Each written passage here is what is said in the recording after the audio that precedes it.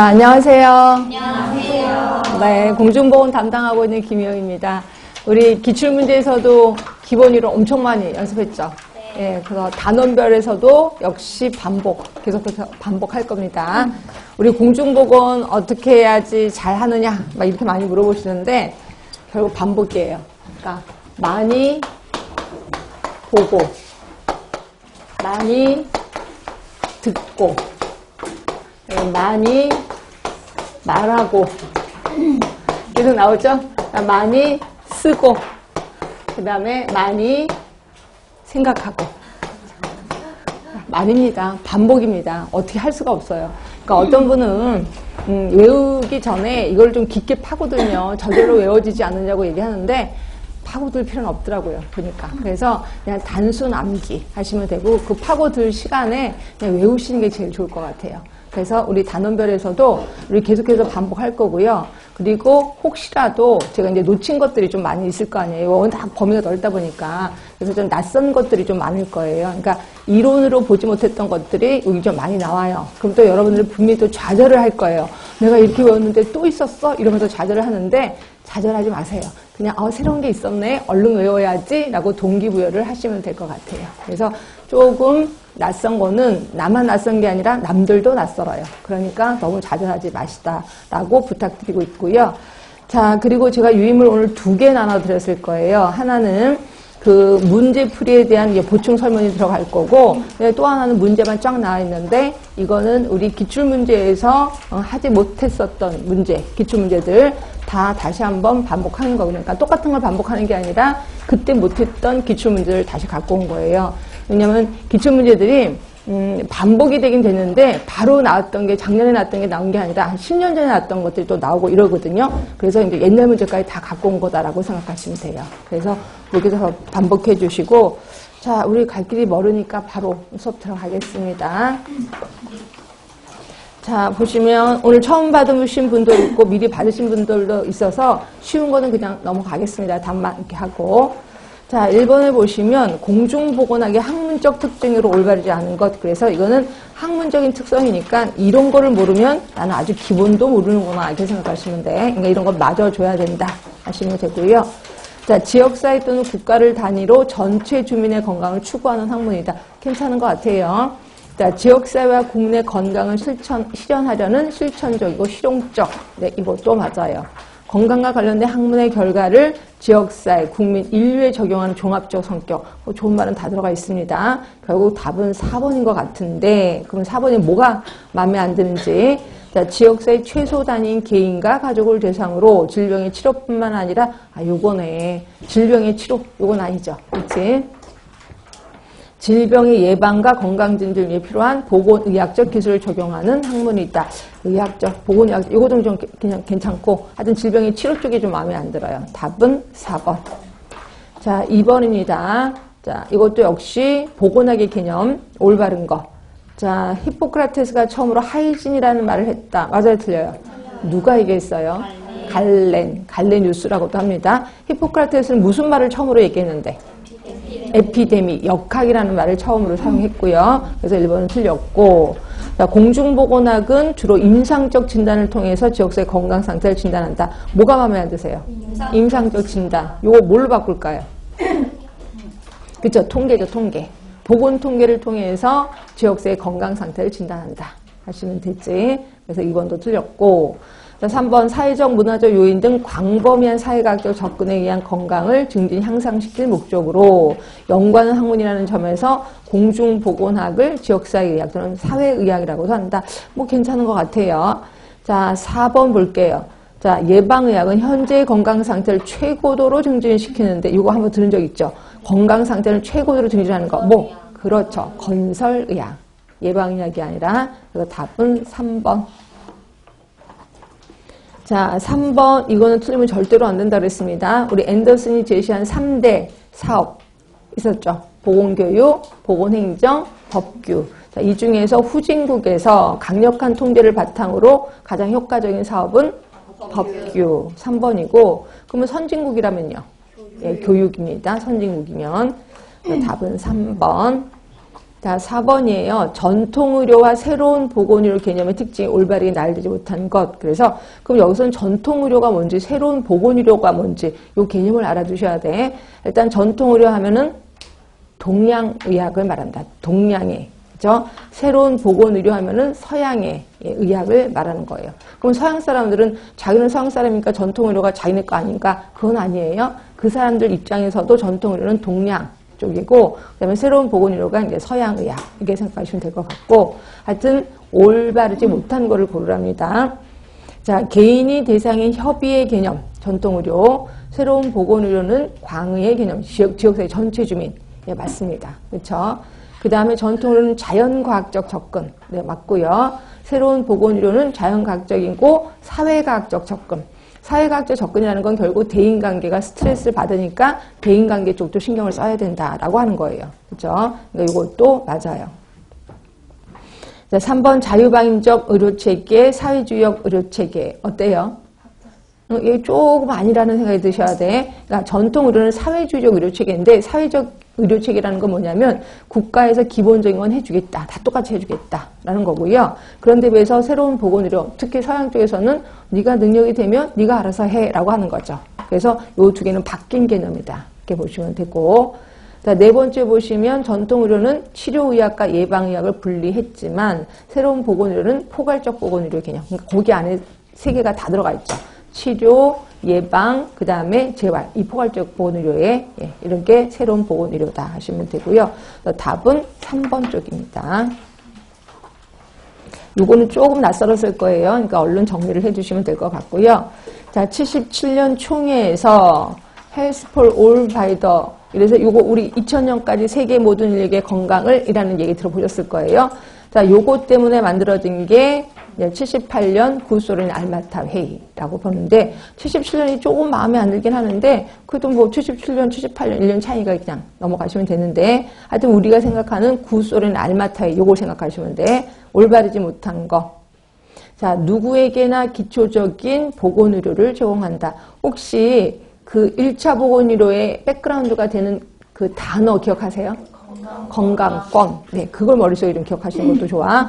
자, 건강권, 누구에게나 기초적인 보건의료를 제공한다. 괜찮습니다. 모든 인류가 사회적, 경제적으로 생산적인 삶을 누릴 수 있는 건강 수준에 도달하게 한다. 뭐 틀린 건 없는 것 같은데. 자, 모든 인류에게 질병과 장애가 없도록 한다. 모든 인류에게 질병 예방 활동을 한다. 자, 답은요? 아, 이거 모르는구나. 일단 전혀 아닌 거 뭐예요? 전혀 아닌 거. 분명히 그 1차 보건 의료에 대한 개념을 알고 있느냐는 건데, 자, 전혀 아닌 건, 그러니까 딱 맞는 거는 올바르지 못한 거니까 이제 답을 고를 거예요. 자, 그러면 1차 보건 의료의 개념이 딱 맞는 건 어떤 거예요? 1번 확실히 맞죠? 기초적인 보건 의료 제공하는 거. 그 다음에 3번도 맞아요. 모든 인류에게 질병과 장애가 없도록 한다. 또 맞아요. 응? 그러니까 지금 2, 3, 4번이 헷갈리세요. 제가 좀 당혹스러워서. 그러니까 제가 1차 보건의료를 헛가리켰구나 라는 생각이 좀 들어서. 자, 우리 그 78년에 1차 보건의료가 있었고요. 그 다음에 또 86년에 그 다음에 오타와 건강증진. 요 두 개는 같은 개념인 건 아시죠? 예, 두 개는 같은 개념입니다. 그래서 같은 개념인데 여기서는 이제 기본권이 있었고, 아니 건강권이 있었고, 그리고 가벼운 질환, 그러니까 질병이 처음 들어왔을 때 어떤 질병이 일반적인 증상이 일어났을 때 이거를 뭐 관리하자라는 거였고, 그거 말고 그 전에 관리하자가 건강증진이었어요. 그렇죠? 자, 여기에는 질병이라는 개념이 깔려 있는 거예요? 아니면 건강이라는 개념이 깔려 있는 거예요? 건강. 그러니까 질병 얘기가 아니에요. 그렇죠? 그러니까 질병에 가기 전에 건강에 대해서 신경 쓰자. 그러니까 건강을 더 많이 활성화시켜서 질병이 오지 않도록 해라라는 게 기본에 깔려 있는 거라고 생각하시면 돼. 왜냐면 질병에 걸리면 어떻게 돈 더 많이 들어가잖아요. 그리고 또 본인도 되게 많이 아프잖아요. 이러다 보니까 질병에 포커스를 두는 게 아니라 이 두 개가 다 그래. 대부분 건강 쪽에 포커스를 두는 거죠. 여기도 그랬잖아. 질병 특유의 증상이 일어나기 전에 관리하는 거니까 질병 쪽이 아니에요. 그럼 뭐냐? 질병을 일으키는 원인 쪽에 포커스를 두는 거죠. 그 원인이 뭐였었는데, 그럼 균이 아니라 그 전에 균이 들어오더라도 내 몸이 어떻게 하면 균이 죽어? 균이 내 몸에 들어왔어. 근데 내 몸이 어떻게 하면 균이 죽어요? 면역력이 강해지면. 또는 내가 건강하면. 그러니까 내 몸이 건강하면 균이 들어와도 나는 내가 이길 수 있다는 거죠. 그래서 여기서 주로 얘기하는 거는 건강에 포커스를 두는 거예요. 건강에. 그치? 그러다 보니까 그걸 머릿속에 좀 기억을 해주시면, 자, 그래서 2번 같은 경우는, 자, 건강 수준에 도달하게 한다는데 생산적인 삶을 누릴 수 있는 건강 수준이야. 그냥 건강한 게 아니라 내가 뭔가 일을 하면서 생산적인 삶을 누릴 수 있는 건강 수준에 도달하게 하는 게 이것도 역시 목표인 거고요. 그 다음에 3번, 4번 중에 저는 3번이 마음에 안 드는데 질병과 장애가 없도록 한다가 아니라 예방에 포커스를 두는 거죠. 그렇죠? 그래서 이제 내가 질병이 생겼어. 그래도 나는 그런 거 있었잖아. 내가 장애가 있어. 장애가 있어도 그러니까 팔, 다리가 없어요. 근데 입으로 붓을 대고 그림을 그려. 그럼 나는 건강한 거라고 얘기했죠. 그런 얘기 혹시 수업 시간에 했어요? 안 했어요? 했죠? 근데 이거예요. 질병이 있거나 장애가 있어도 내가 정상적인 행동을 한다면 나는 건강한 거다라고 본다는 거죠. 그래서 장애가 없도록 한다. 이것도 마음에 안 들고 질병도 있을 수 있어요. 근데 질병이 있지만 그래도 나는 건강한 삶을 누리게끔 한다는 거죠. 그래서 제일 포커스 주는 건 예방이긴 합니다. 그렇죠? 그래서 답은 3번.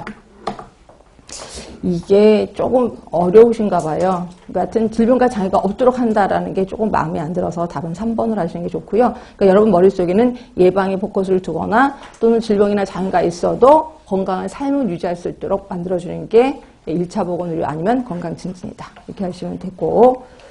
자, 6번 같은 경우도요. 이것도 좀 처음 보셨을 거예요. 예방의학 전략이라는 책이 있는데, 자, 이게 뭘 중요시 여기는지 보세요. 고위험 예방 전략, 인구 집단 예방 전략을 소개한 사람. 고위험 예방 전략, 그러니까 고위험군의 인구 집단에게 예방하기 위해서 뭐를 할까요? 자, 고위험군인데 집단이야. 선별검사. 그렇지. 선별검사의 중요성을 얘기한 사람이 이 로즈라는 사람이에요. 로즈라는 사람. 답은 3번. 선별검사가 뭔지는 아시죠? 집단검진. 네, 그 집단검진의 중요성을 얘기한 사람이 로즈라는 사람인데 이분은 예방의학의 전략이라는 책에서 이렇게 얘기를 한 거예요. 고위험 그리고 인구 집단의 예방 전략을 제시했다. 이렇게 보시면 되고 이분도 워낙 유명하신 분인데 우리가 이제 처음 만난 겁니다. 외우셔야 돼. 자, 그러면 7번입니다. 자, 미국의 한림의학원은 우리나라에도 한림의학원이 있습니다. 미국도 있고. 한림의학원은 공중보건의 3대 핵심 요소를 제시하고 있다. 우리는 3대 핵심 요소를 앤더슨 얘기한 건 알고 있죠. 근데 미국의 한림의학원에서 제시한 것도 알고는 계셔야 돼. 자, 답 알고 계신 분도 있을 거예요. 답은 4번이에요. 자, 그러니까 결국 사정, 정책개발, 질보장 요거를 3대 핵심 요소로 보고 있습니다. 그러니까 이것도 언론 머릿속에 좀 기억해 주시면 되고. 자, 그 다음에 8번입니다. 다음 중 보건의료의 실천 활동에 대한 설명으로 올바르지 못한 것은 이것도 감으로 좀 잡으셔야 되는데 자, 노령화 사회에서 노인성 질병의 관리가 3차 보건의료 활동의 주요 역할이다. 맞아요? 예, 대부분 노인성 질환은 3차 쪽이다라고 얘기를 했고요.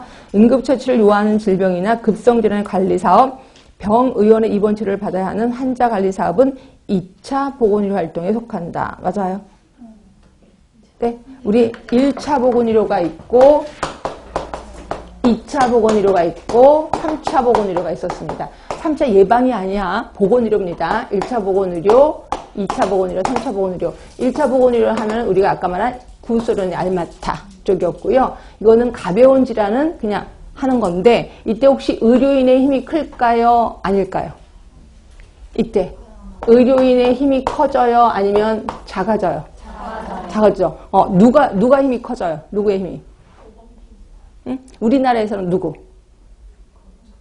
응? 보건진료 전담 공무원. 그쵸? 그러니까 보건진료 전담 공무원이 힘이 커지는 거죠. 그치? 그게 이제 1차 보건의료. 2차 보건의료는 의료인의 힘이 커지는 거죠. 결국 의료기관에 가서 뭔가를 하는 거를 2차 보건의료라고 하는 겁니다. 그 다음에 3차 보건의료가 이제 재활, 그리고 노인 의료가 여기에 해당이 된다. 이렇게 보시는 거죠. 그래서 1차 예방, 2차 예방, 3차 예방하고 조금 거리가 좀 달라. 그렇죠? 자, 그러면 지금 응급처치를 요하는 질병이야. 그리고 병의원에 입원해야 돼. 그러면 2차 보건의료 활동 맞아요? 틀려요? 맞죠? 네, 맞는 겁니다. 자, 세 번째입니다. 종합병원 등 전문병원의 활동 요구되고 임상 전문의사, 임상 간호사 등의 전문 의료 인력의 역할이 많이 요구된대. 자, 이거 몇 차? 2차. 이것도 2차입니다. 2차. 자, 그래서 답은 3번인 거고요. 회복기 환자의 재가 치료, 재활을 요하는 환자, 노인 간호. 그러면 당연히 3차 보건 활동에 속하는 거죠. 그래서 답은 3번. 자, 9번입니다. 이거는 제가 이론할 때도 좀 얘기한 것 중에 하나인데, 우리 78년에 구소련 이전에 또 역사도 있었다라고 얘기했었을 거예요.